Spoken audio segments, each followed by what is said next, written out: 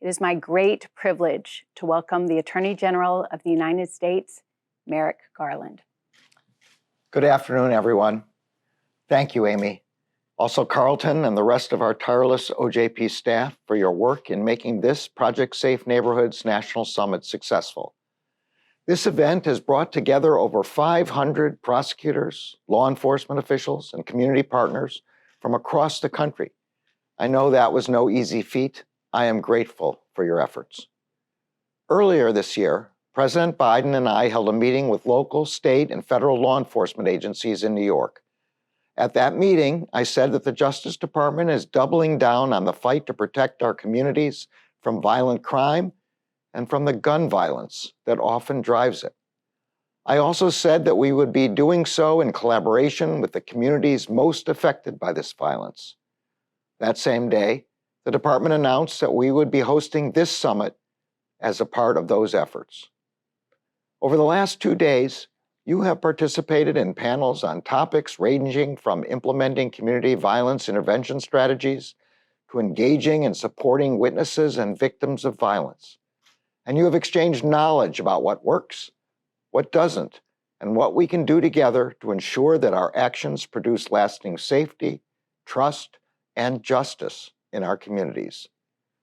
Thank you for participating, and thank you for your partnership. Soon after I was sworn in as Attorney General over a year ago, I launched an anti-violent crime strategy aimed at fighting the rise in violence that we all saw in 2020. That strategy is based on exactly the kind of partnership reflected in this summit. Partnership among federal law enforcement agencies assisting in the fight against violent crime. Partnership with the local communities harmed by that crime. And partnership with the state, local, tribal, and territorial law enforcement agencies protecting those local communities every day. Those partnerships are this country's most powerful tool and our best hope to protect our communities from violent crime. And after more than 20 years, Project Safe Neighborhoods remains one of the Justice Department's most important initiatives for fostering those partnerships. That is because PSN shows that what we can do when we are at our best. It shows what we can do when we collaborate, bringing together law enforcement, research, and community partners. And it shows what we can do when we use strategies that are tailored to the needs of and are developed alongside individual communities. The Justice Department's commitment to disrupting violent crime, like any other commitment, requires regular review and reassessment in order to ensure our continued success. We must ensure that our strategies remain effective, grounded in research, and consistent with our values. As part of the Justice Department's comprehensive strategy to disrupt violent crime, we strengthened PSN, and we outlined 4 new strategies that now serve as the pillars of the program: community engagement, prevention and intervention, focused and strategic enforcement, and accountability. You have no doubt heard a lot about these pillars over the last 2 days, but I want to underscore that they all support the same goal. They help us ensure that every community, small and large, rural and urban, has the tools it needs to curb violent crime. The Justice Department is committed to using every resource at its disposal to support our community and law enforcement partners in that effort. That is why all of our department law enforcement agencies and our 94 United States Attorney's offices, all of which are represented at this summit, are working with their partners in state and local law enforcement to develop and implement district-specific anti-violent crime policies. And that is why for fiscal year 2023, we have asked Congress to give the department $40 million to dedicate to Project Safe Neighborhoods. We also know that while many of the public safety challenges our cities face require this tailored approach, gun violence is a universal challenge and one that demands comprehensive action.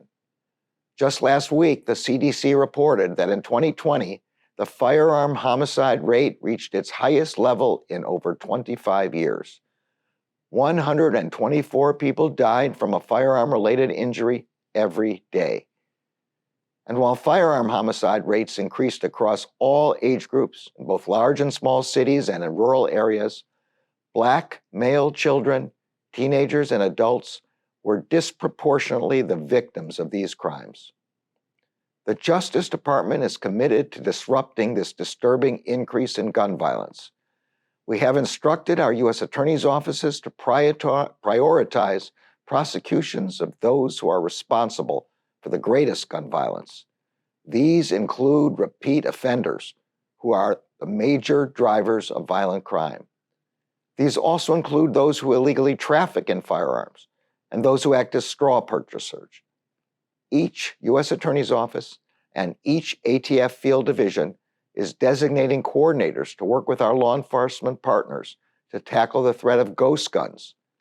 We are strengthening our firearms trafficking task forces to disrupt the pipelines that flood our communities with illegal guns. We are working alongside the communities most affected by gun violence and providing direct support to community violence intervention efforts. And ATF is undertaking the first comprehensive study of criminal gun trafficking in 24 years. You all have now seen Volume 1, Firearms and Commerce. It provides a clear picture of the increase in firearms manufacturing, as well as technological developments, including the proliferation of ghost guns.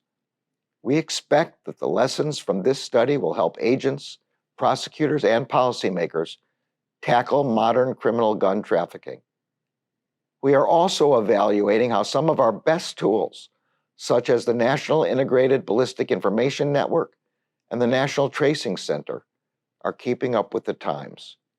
These tools allow us to turn the evidence that law enforcement agencies collect at crime scenes into leads that assist in identifying, investigating, and prosecuting those who commit violent crimes. The rising trend of violent crime is persistent and pernicious. The Department of Justice will be relentless in its effort to reverse this trend. But none of us can do this work alone. The partnerships fostered by PSN and the resulting initiatives are critical to success. The Justice Department is committed to continuing to bring together our indispensable community and law enforcement partners from across the country to share best practices on disrupting violent crime. Together, we will strengthen our coordinated efforts to keep our communities and our country safe. Together, we will save lives. I cannot close my remarks without saying a few words about the horrific attack that occurred last weekend in Buffalo, in which 10 people were killed, another 3 injured, and an entire community terrorized. As I said on the day the attack occurred, the Justice Department is investigating this matter as a hate crime and an act of racially motivated violent extremism. We are working closely with our local, state, and federal partners to ensure accountability and to ensure justice for the victims and their families. As is the case in all of our ongoing criminal investigations, we are limited in what we can say. But what I will say is that one of the department's first principal tasks upon its founding in 1870 was to secure the civil rights promised by the 13th, 14th, and 15th Amendments, and to hold white supremacists accountable for the terrible violence perpetrated against Black Americans. Almost 152 years later, our charge to disrupt, investigate, and prosecute hate-fueled attacks remains urgent. The Justice Department takes seriously our legal obligation to hold accountable the perpetrators of crimes that terrorize communities.